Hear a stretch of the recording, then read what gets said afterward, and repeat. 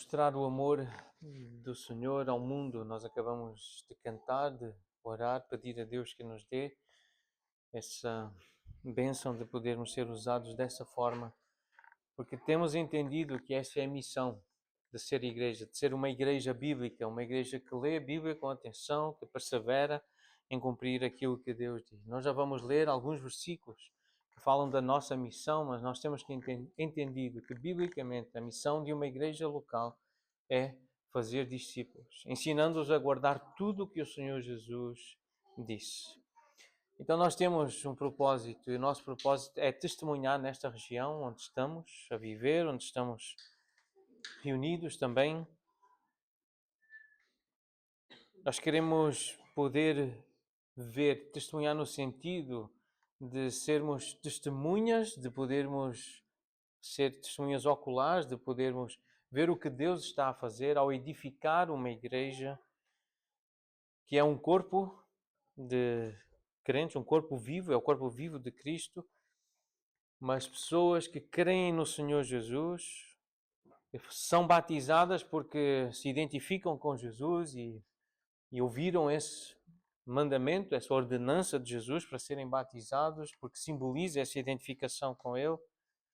E como oramos ainda há pouco com o irmão Dário, essa unanimidade, essa fé semelhante nas Escrituras, nós pedimos a Deus e queremos testemunhar isso. Que à medida que vamos convivendo uns com os outros, vamos nos influenciando a olhar para as Escrituras com essa confiança de que é a palavra de Deus. E usar a palavra de Deus para nos edificarmos uns aos outros, nos ajudarmos a crescer em Cristo com o caráter de Jesus, estando debaixo da autoridade daqueles que Deus prepara, que Ele escolhe, que a igreja identifica, que são os presbíteros, os pastores, também diáconos qualificados.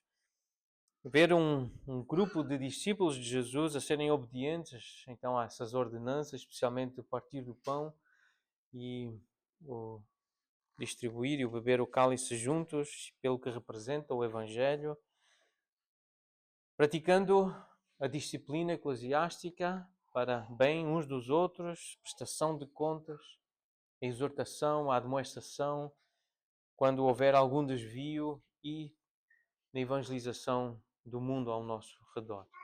Isso é ser igreja, isto é uma definição daquilo que nós esperamos ver acontecer aqui e que Deus faça para a sua glória.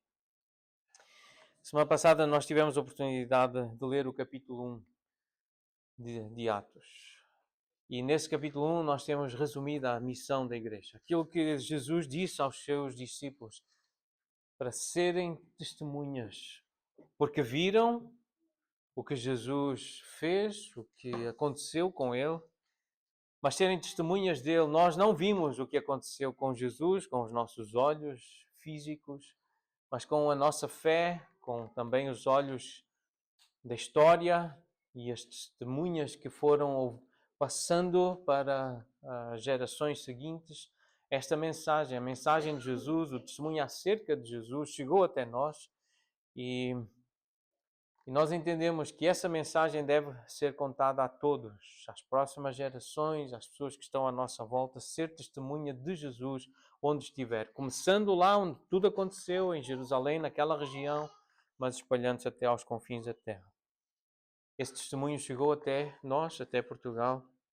E aqui estamos nós comprometidos então com esta missão de fazer discípulos, como lemos em Mateus 28, palavras do Senhor Jesus, dando aos discípulos dele esta missão de fazer outros discípulos de todas as nações. Portanto, não há exclusivismo, não é apenas para alguns, é para todos.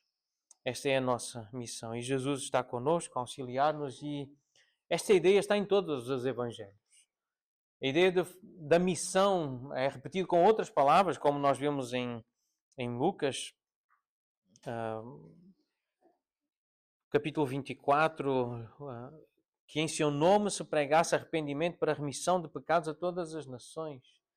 Esta é a missão, portanto, da igreja, pregar em nome de Jesus para que haja esse arrependimento, para que as pessoas cheguem ao arrependimento pela fé. Nós não temos aí na projeção, mas se puderem abrir em Marcos ou anotar, Marcos capítulo 16, nós temos estas mesmas palavras do Senhor Jesus repetidas de uma outra forma no versículo 15, Marcos 16, 15, ide por todo o mundo e pregai o evangelho a toda a criatura. Marcos 16, versículo 15.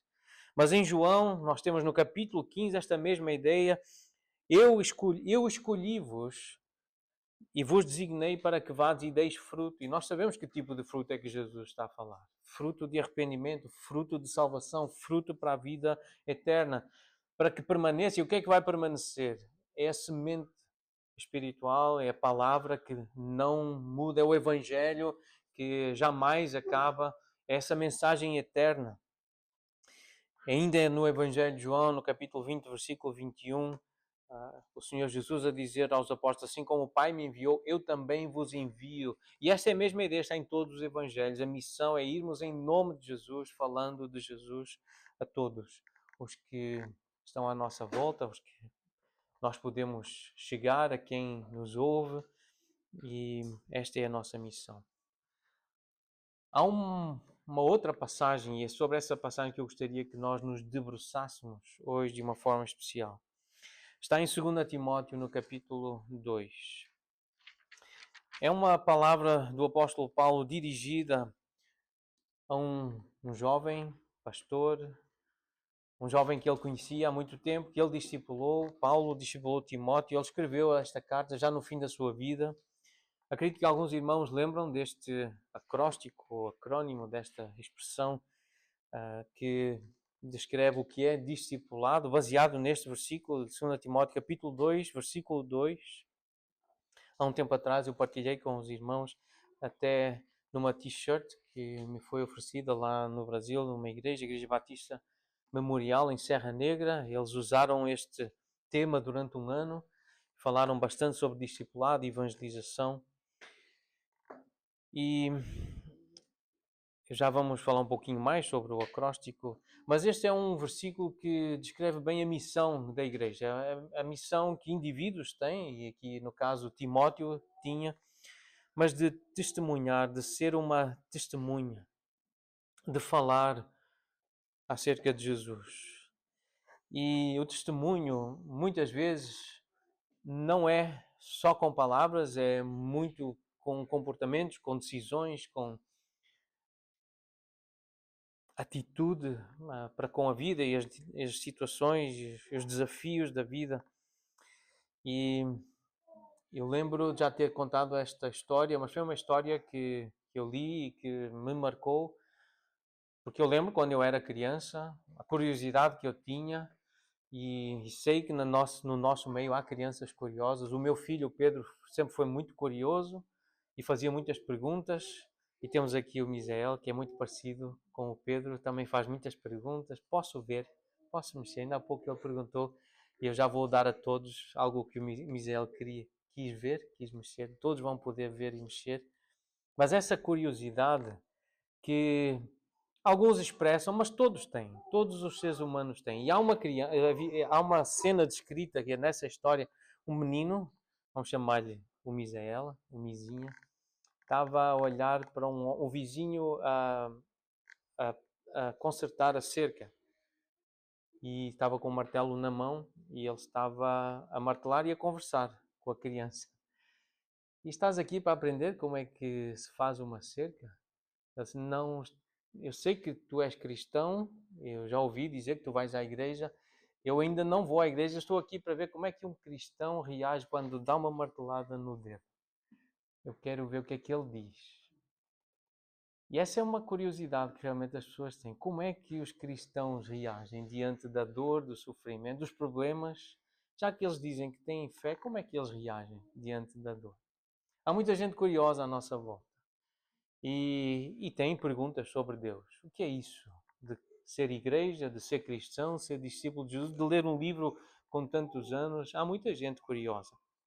Nem todos expressam essa curiosidade, nem todos dizem, posso ver, posso aprender contigo, posso tocar, posso mexer, mas há muita gente a olhar e à espera do testemunho. alguns são filhos realmente de Deus, e os irmãos sabem que essa é uma das passagens que me tem encorajado muito no ministério. Aqueles que estão por aí à nossa volta, João capítulo 11, versículo 51 e 52, quando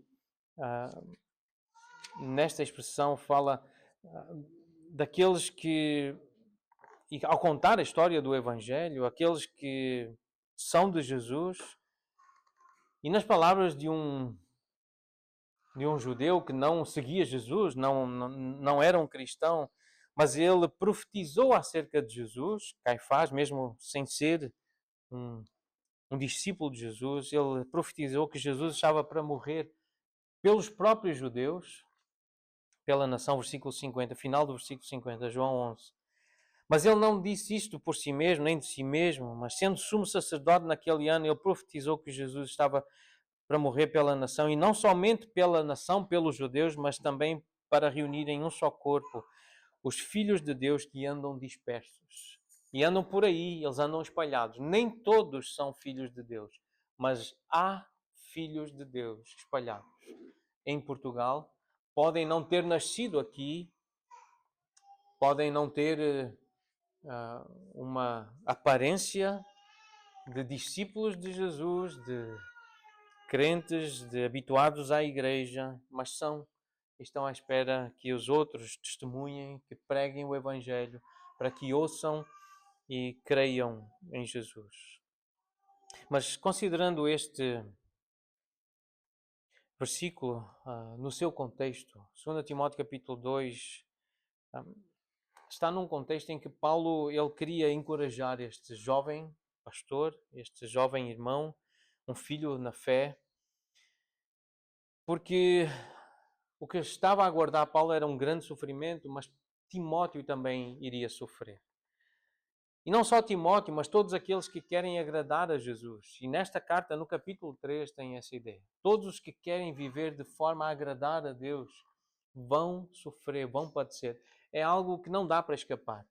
Então Timóteo precisava ser preparado para o sofrimento. Então esta é uma carta para mostrar que Paulo estava a preparar-se para o sofrimento, mas também queria preparar Timóteo para o sofrimento. Ele já tinha sofrido muito, Paulo, e queria partilhar a sua experiência de como suportar o sofrimento por causa de Jesus a esse pastor, a esse pregador, para que ele de alguma forma também pudesse suportar com ele os sofrimentos de ser um obreiro, um soldado, um lutador por Jesus. Havia necessidade da presença de Timóteo lá com ele, e por isso ele também diz: espero que tu venhas ter comigo, preciso que tu estejas. E a presença física realmente não substitui mensagens, telefonemas. Nós continuamos a valorizar a presença de todos os irmãos, de todos os membros. Não é a mesma coisa que mandar uma mensagem ou então só ligar, mas a presença física faz diferença. E Paulo sabia dessa diferença. Ele diz: procura vir ter comigo depressa. Eu quero-te aqui. Não basta uma carta. É isto que nós também temos procurado encorajar-nos uns aos outros, a presença, como Paulo faz aqui a Timóteo. Esta carta não é tanto um testamento, mas é uma convocação a que Timóteo viesse ter com Paulo e assumisse esse bom combate da fé em lugar do apóstolo. Ele queria um substituto, ele queria alguém que pudesse levar essa bandeira do Evangelho quando ele partisse. Ele sabia que estava quase a partir. E é isto do discipulado, de passar a outros a mensagem para que outros carreguem essa mensagem, esse testemunho e levem em diante. É o testemunho aqui de um idoso, de um veterano, um servo de Deus com muita experiência, a uma geração mais jovem com o propósito de promover a causa, mesmo sabendo que há muitas dificuldades, há limitações, há muito sofrimento, mas por causa de Jesus, por causa de quem é Jesus, vale a pena sofrer e sermos leais e fiéis a Ele, porque é Ele que dará a recompensa. Este é o contexto da carta de 2 Timóteo. Então, à luz do que nós lemos nesta carta, podemos dizer que o propósito de Paulo era motivar Timóteo a assumir a sua parte no ministério ministério cristão, o ministério que foi confiado a Paulo de ser testemunha de Jesus, suportando as provas dessa atividade do ministério, do serviço a Cristo, com perseverança e também com santidade, com pureza. Então ele diz: o que da minha parte ouviste, através de muitas testemunhas, isso mesmo transmite a homens fiéis e também idóneos para instruir a outros. É isso que nós lemos em 2 Timóteo capítulo 2, versículo 2. E este é o mote do discipulado, de fazer discípulos. O que da minha parte ouviste, transmite isso com fidelidade a outros. Este acróstico simples, ele significa seguindo a instrução de multiplicar pessoas que levam o Evangelho a sério.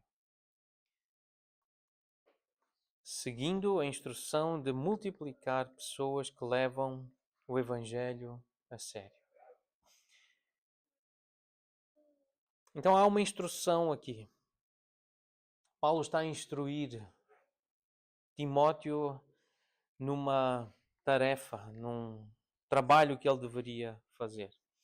Em 1 Coríntios capítulo 4, versículo 17, ele apresenta Timóteo como um filho amado e fiel no Senhor.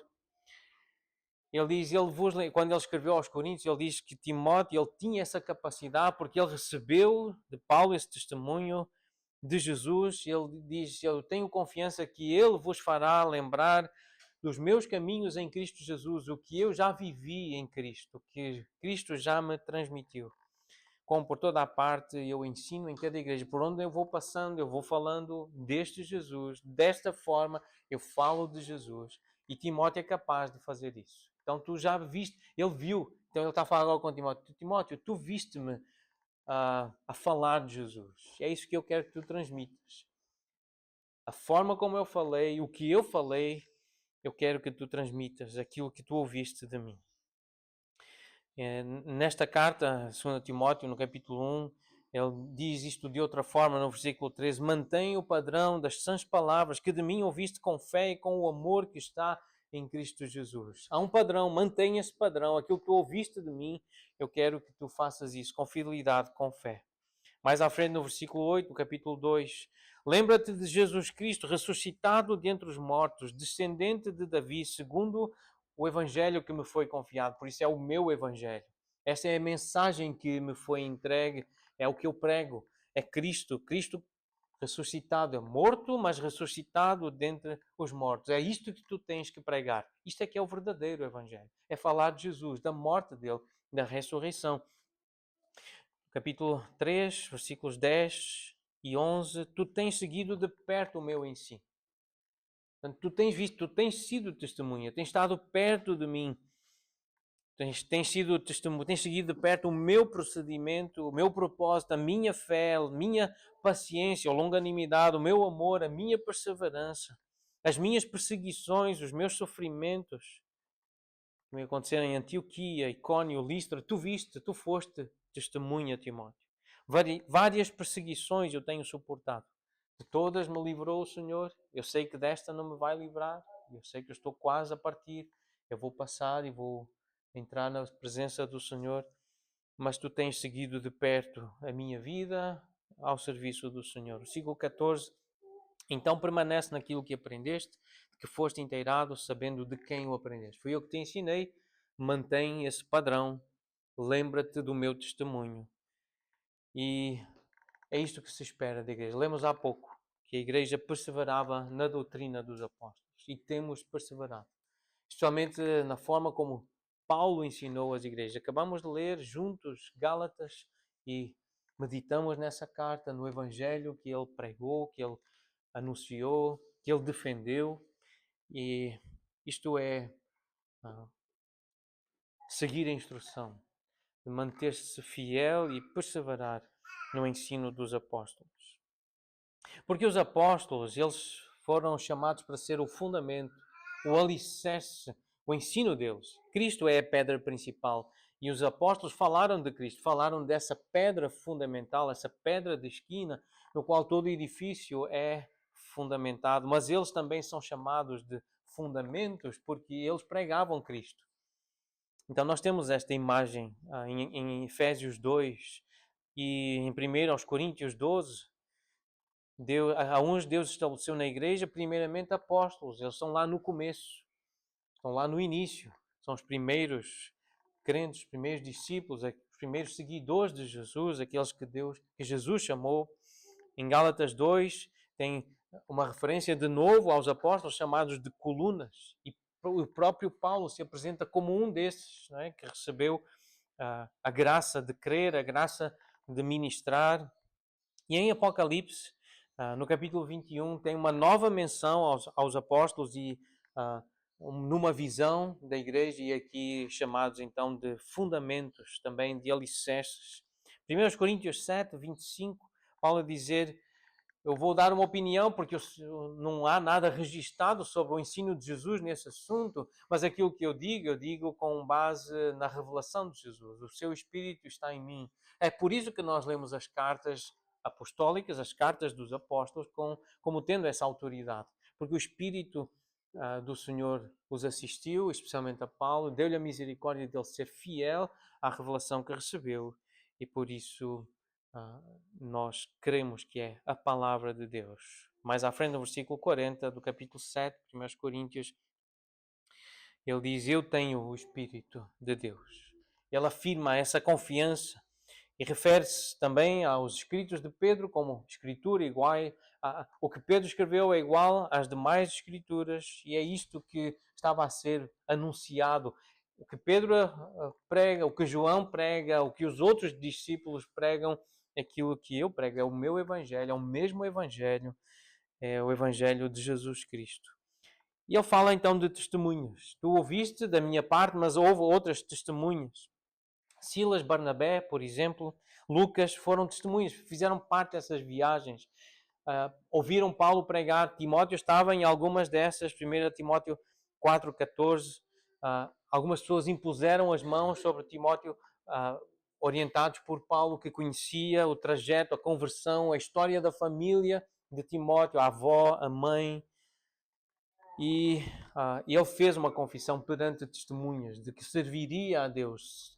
Timóteo fez essa confissão. Então houve outras pessoas, perante muitas testemunhas. Não só Paulo, outras pessoas ouviram Timóteo dizer que iria servir a Jesus, imitando Paulo, imitando Pedro, imitando os outros apóstolos. Neste ministério, nesta missão de multiplicar pessoas, esta expressão que fica aí no meio, a instrução de multiplicar, de fazer discípulos. É verdade que é Deus que dá o crescimento, nós lemos isso, é o Senhor que acrescenta à igreja. Mas nós sabemos também que houve trabalho, e nós já vamos ver acerca do trabalho do próprio apóstolo Paulo e aquilo que se espera que nós também façamos.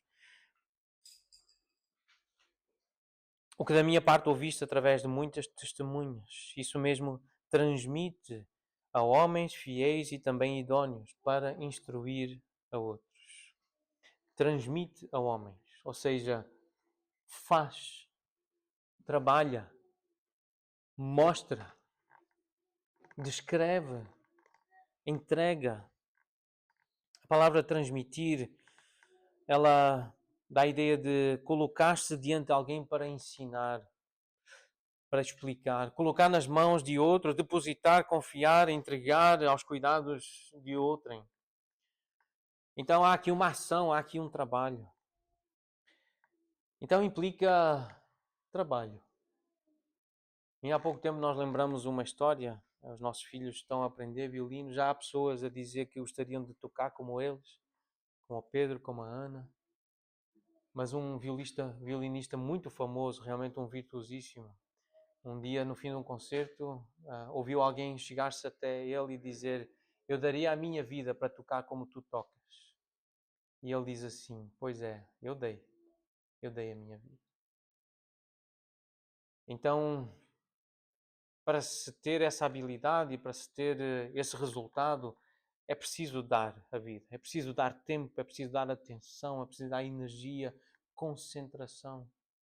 As coisas, o trabalho não aparece feito do nada. Deus, o que tinha para fazer do nada, Ele já fez, a criação, mas Ele entregou a criação nas mãos do homem para que ele trabalhasse, para que ele fizesse multiplicar a semente. Então, o multiplicar dá trabalho. Uma história que Jesus contou e que mostra e que ilustra muito bem esta ideia da multiplicação. Está em Mateus 25. Há outras histórias semelhantes a esta em outros livros, especialmente nos Evangelhos.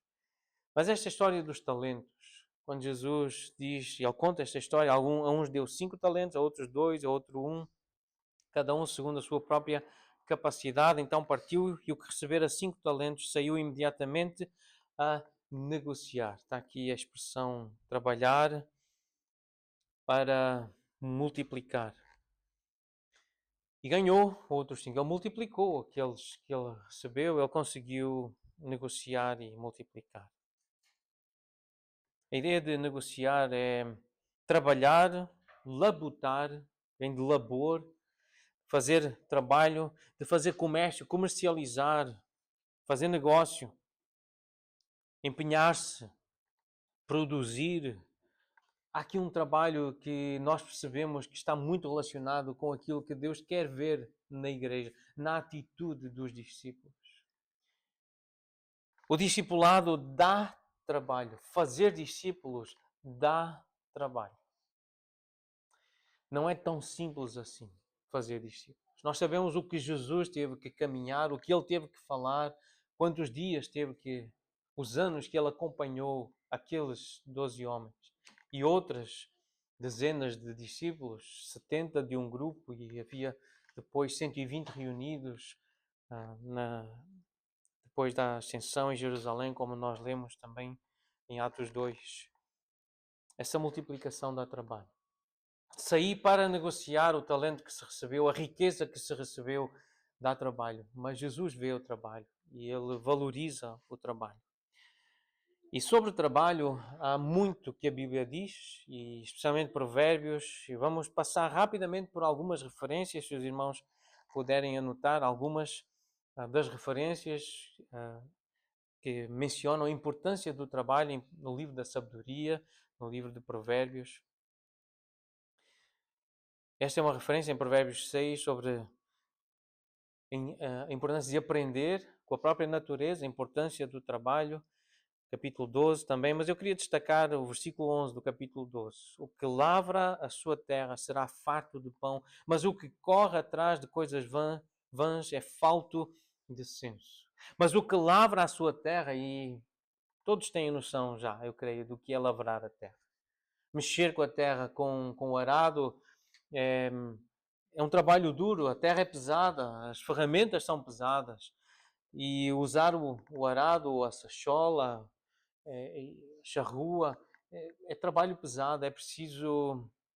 E essa é uma imagem de como a terra frutifica, ela precisa ser revolvida, a semente precisa ser lançada, a terra tem que ser coberta, tem que ser regada. Lavrar a terra dá muito trabalho, mas o fruto vem desse trabalho.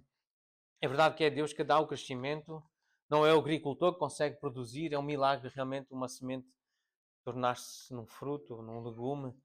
Mas o que é certo é que Deus faz esse milagre, Ele transforma aquela semente realmente num fruto ou num legume, mas Ele espera que haja o trabalho, que alguém prepare a terra. Não é Deus que prepara a terra.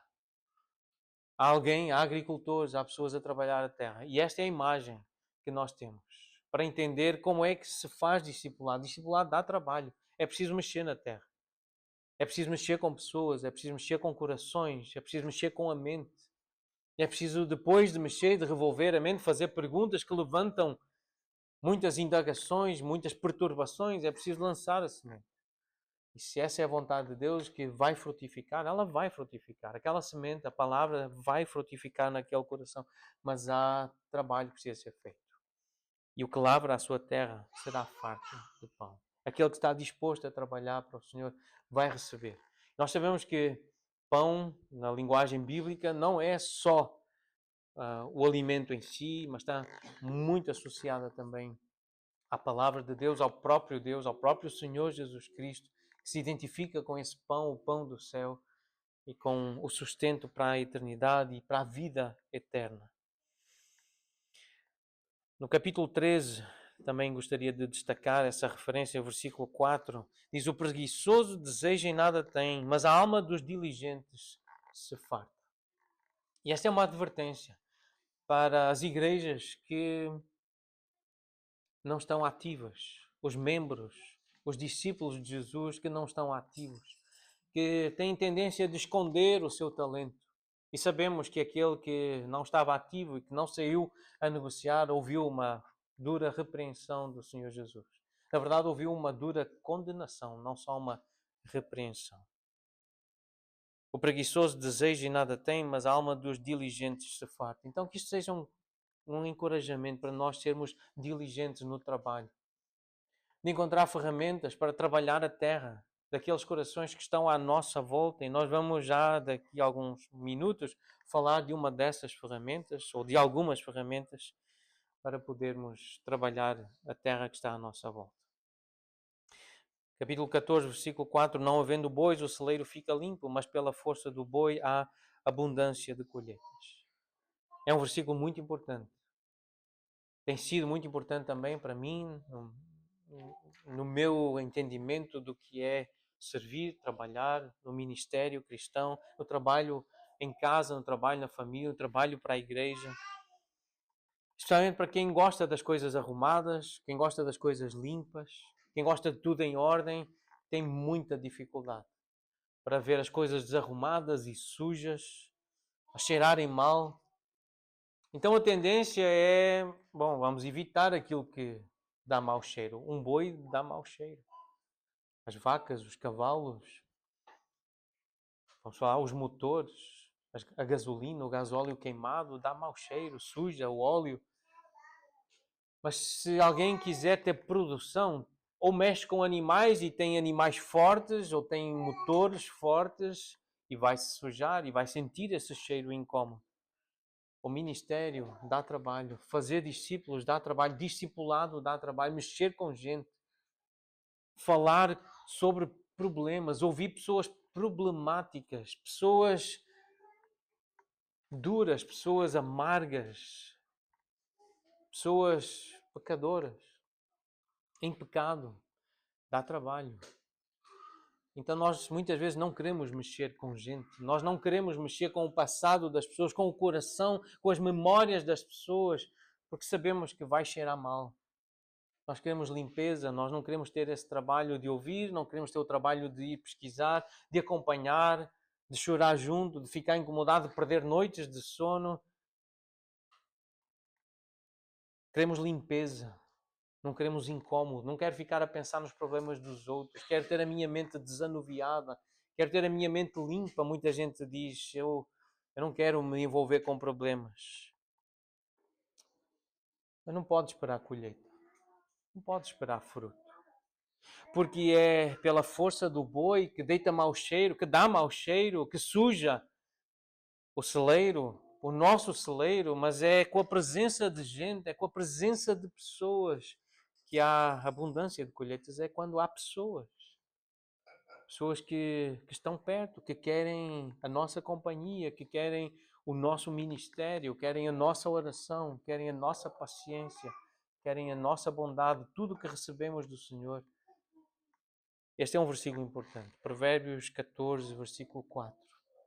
Nós precisamos de trabalhar. Nós precisamos de nos envolver com gente. Porque em todo o trabalho há proveito. Versículo 23, neste mesmo capítulo, mais à frente, no versículo 23, diz: em todo o trabalho há proveito.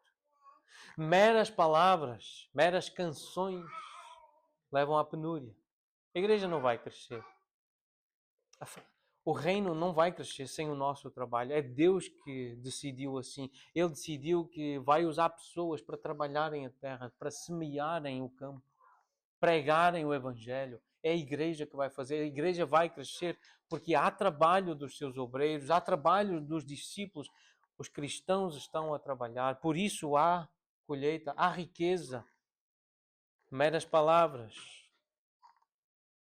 só teoria, só boas ideias, boa teologia, mas quando ela não é posta em prática, há pobreza, é penúria.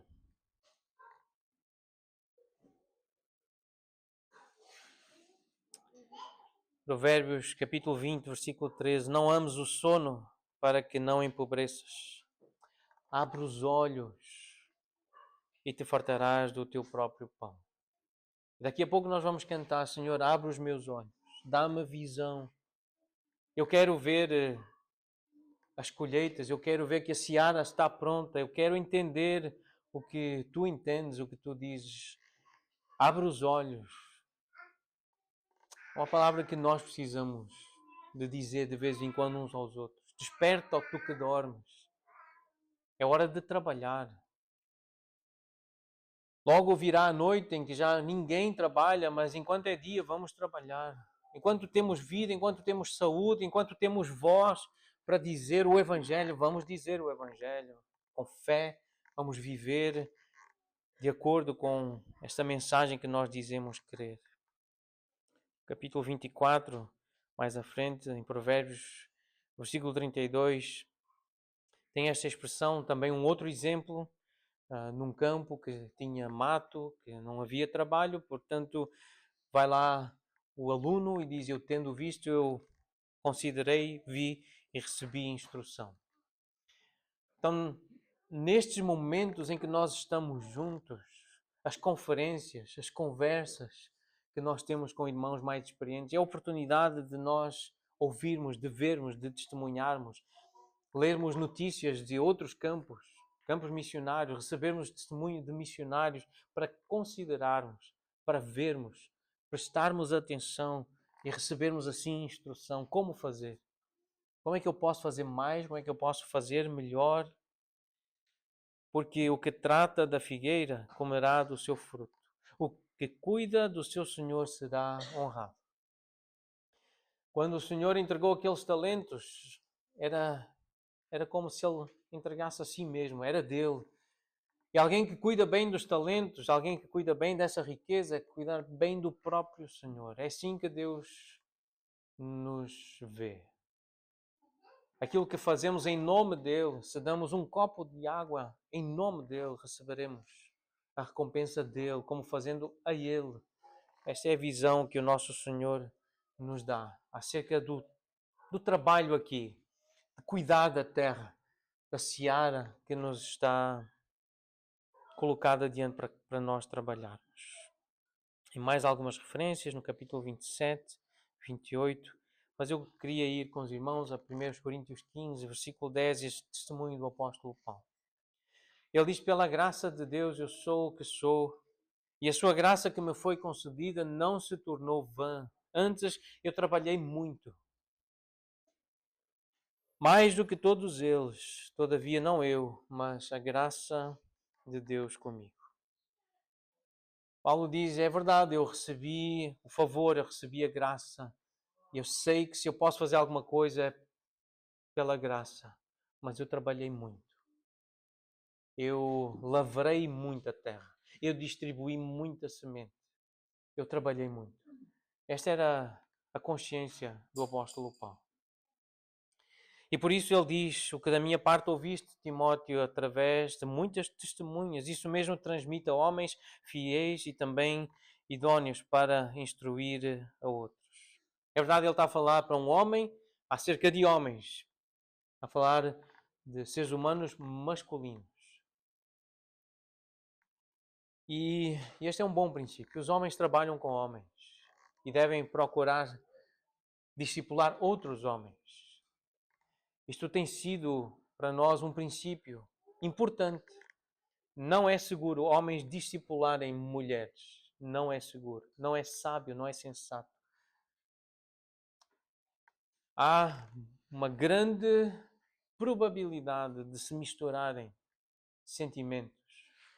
Não são poucos os pastores e missionários que se envolvem emocionalmente com mulheres porque estavam a discipular, porque estavam a aconselhar, estavam a pastorear. Então nós temos procurado ter isto em consideração. Homens ensinam homens, transmitem a homens, aconselham homens, discipulam homens. E mulheres, elas ensinam outras mulheres. Na outra carta, em Tito, no capítulo 2, Tem este mandamento que Paulo dá a Tito para ele instruir mulheres a serem mestras do bem a outras mulheres. Está lá no capítulo 2, versículos 3 a 5. Mas é uma ordem. Transmite, ensina. Que os homens sejam homens, que saibam governar a própria casa, que criem filhos sob disciplina com todo o respeito. Pois se alguém não sabe governar a própria casa, como guardará, como cuidará da casa, da igreja de Deus? Como servirá a igreja? Tem que saber cuidar da sua casa, tem que liderar bem a sua casa. E isso é possível com o Evangelho, com a mensagem da Bíblia, com a mensagem de Jesus. E as mulheres, para serem mulheres, como Deus quer que sejam auxiliadoras idóneas dos seus maridos, que sejam capazes de instruir outras mulheres mais novas no Evangelho, a embelezar a doutrina de Cristo, a mensagem da cruz, a serem elas também com uma atitude mansa, tranquila diante de Deus, a falar com sabedoria, a instruir com sabedoria, a fazer discípulos, outras mulheres, seguidoras de Jesus, da sabedoria de Jesus. Assim estamos a honrar a Deus, estamos a trabalhar para Deus. Que isto seja transmitido a outros e que Deus há de dar a idoneidade. Deus sabe quem é que vai receber esse testemunho, vai ser fiel, vai ser idóneo, vai ser capaz de depois transmitir por sua vez a outros. Há cristãos dispostos a transmitir o Evangelho e por isso o Evangelho chegou até nós. E também há parentes, há vizinhos, há colegas, há pessoas próximas atentas, algumas muito atentas, para ver como é que nós vamos lidar com as vicissitudes, os problemas, as dificuldades da vida. Porque eles vão chegar. Como é que nós temos lidado com o casamento, com a criação de filhos? São coisas muito boas, mas trazem muito sofrimento. Estar casado é muito bom, mas dá muito sofrimento ao homem e à mulher.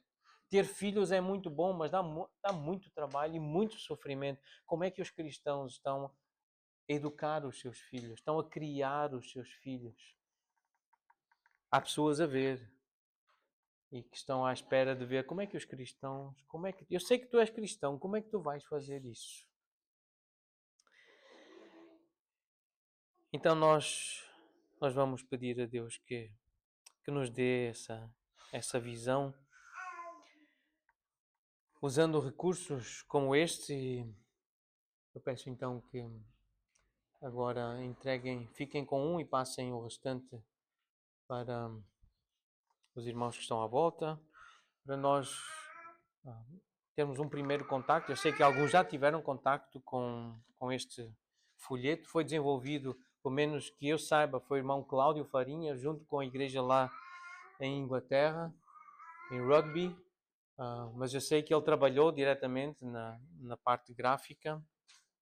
Eu gostei muito, está um resumo muito bem feito e em poucas palavras do que é o Evangelho, com estas expressões fundamentais do Evangelho, falar de Deus, da sua bondade, da sua santidade, da sua justiça, da sua grandeza. Então o Evangelho começa com Deus, é falar de Deus e precisamos falar de Deus e depois das pessoas que antes de serem pecadoras foram criadas à imagem de Deus e muito boas, homem e mulher. O que Deus fez era muito bom, não havia pecado, mas o pecado entrou. E é preciso explicar o que é que o pecado fez. Depois o pecado leva-nos à necessidade de um Salvador e o Salvador, ele revela-se, Deus revela-se como Salvador em Jesus Cristo e é preciso explicar como é que Jesus aparece na história e rompe na história e a resposta que é preciso ter. Quem ouve esta mensagem é preciso crer e arrepender-se. Então, atrás, no próximo slide, ou virando o folheto, nós encontramos um desenvolvimento destas ideias. Deus é santo, inclusive com versículos. As pessoas são pecadoras, Jesus é Senhor e Salvador. Temos de crer e nos arrepender. Então nós precisamos ter contacto com estas frases, com estas definições. Realmente eu creio que foi muito bem escolhido o texto que está aqui. Há outros versículos que podemos usar, não temos que usar necessariamente estes, mas no fundo este momento é para nós nos prepararmos para usarmos este folheto. Nas nossas conversas, o ideal, e nós queremos preparar-nos para um dia, quem quiser e estiver disponível para trabalhar, nós vamos trabalhar, nós vamos sair, nós vamos lavrar a terra, nós vamos procurar estar com pessoas, vamos mexer com a vida delas, fazer perguntas, vamos procurar alguém, algum tipo de terra que esteja macia o suficiente para poder ser mexida, que aceite conversar conosco. Em duplas é muito mais fácil, 2 ou 3 pessoas juntas a saírem, procurarem na estação da Amadora, no shopping, no Pingo Doce, em alguns lugares aqui na região, tentar iniciar uma conversa com o folheto na mão e depois entregar o folheto a essa pessoa. Se ela aceitar conversar, explicar o que é o Evangelho, o que é esta mensagem. Mas temos também aqui contactos, temos nesses códigos, se os irmãos quiserem já usar o vosso telefone e ler cada código, ele vai levar para uma página da internet. O primeiro vai levar para o site da igreja, onde tem uma apresentação da nossa igreja, o contacto da nossa igreja. O segundo código leva para a página do YouTube, onde estão as exposições bíblicas. Temos guardado as pregações que têm sido feitas. Se alguém quiser ter contacto mais direto com aquilo que nós temos estudado e aprendido juntos, poderá ter nesse segundo código. O terceiro código é um site que eu recomendo, tenho gostado muito de usar. Tem várias perguntas. Literalmente, poderia ser: tu tens perguntas? Ou há perguntas? Se há perguntas, nós queremos oferecer respostas bíblicas. É um site que representa muito bem aquilo que nós queremos sobre a Bíblia. Estes irmãos que escrevem estes artigos como resposta a inúmeras perguntas, eles têm a mesma convicção que nós temos tido, que a Bíblia é a palavra de Deus, é inerrante, ela é infalível, ela é suficiente. São irmãos dessa nossa tradição de fé apostólica, bíblica, que quer exaltar Jesus, a sua palavra. Então é um site que podemos recomendar. Os artigos, as respostas são baseadas na Bíblia. Não tem todas as respostas a todas as perguntas, mas tem muitas. Em inglês ainda tem mais. Este mesmo site, ele foi originalmente ele foi escrito em inglês, depois muitos artigos foram traduzidos para português, mas não todos. Mas podem encontrar, e quem sabe inglês pode recomendar o site em inglês, que tem ainda mais conteúdo. E a mesma coisa, o último código leva para este site ou sítio da internet, esta página, que literalmente significa respostas em Gênesis. E também está em português, já tem muitos artigos traduzidos do site em inglês, um site que é muito rico, e é mais na área da ciência, de quem gosta de estudar, quem gosta de pesquisar, gente da ciência. Então, gente que tem essa formação em biologia, também em história, fisicoquímica, e tem escrito, com base naquilo que eles percebem na criação, arqueologia, ao mexer com artefactos, eles vão escrevendo com base na Bíblia e vão falando da fé cristã, defendendo a fé cristã com base naquilo que a própria ciência tem descoberto. Mas o fundamento e a autoridade é a Bíblia, não é a ciência, mas lidam de forma científica. Então já há muita coisa em português. Então nós podemos recomendar estes sites, explicar às pessoas. É bom que todos tenhamos primeiro contacto com estes sítios, com os sites, sabermos o que é que está lá, lermos alguns artigos para depois também podermos falar com um pouco mais de segurança e propriedade acerca daquilo que estamos a recomendar. Mas por enquanto são conteúdos que eu recomendo. E há aqui uma ferramenta que pode ser muito útil para nós trabalharmos a terra. Então o próximo passo é marcarmos esse dia para irmos juntos. Mas mesmo que esse dia demore para acontecer, porque temos que ajustar, já existem alguns folhetos. Os irmãos já podem levar alguns, que têm a certeza que vão usar. Não é para ficar dentro da Bíblia, nem para ficar em casa guardado numa gaveta. Se leva é para usar. Ela só vai ter alguma serventia, utilidade, se realmente for para marcar uma conversa com alguém e mexer com aquela terra, lavrar aquela terra e lançar a semente e falar dos pontos do Evangelho. Aí sim vale a pena usar a ferramenta. Não só para embelezar, não só para fazer de conta que está a trabalhar, mas para trabalhar. Então leva a ferramenta, leva alguns folhetos. Se faltarem depois, é um investimento da nossa igreja. A igreja investiu na impressão destes folhetos e está à disposição dos membros da igreja, dos irmãos, para usarem, para trabalhar. Que o Senhor abra os nossos olhos. Nós vamos cantar isso. Senhor, abre os meus olhos. Dá-me essa visão, Senhor, do trabalho, de como trabalhar, de imitar Paulo, de imitar os verdadeiros heróis da fé, aqueles que trabalharam para ti. Que eu possa aos outros demonstrar o teu maravilhoso amor. Eu quero mostrar o teu amor. Cantamos isso há pouco e vamos cantar outra vez a mesma ideia. Senhor, ajuda-me a transmitir o teu amor.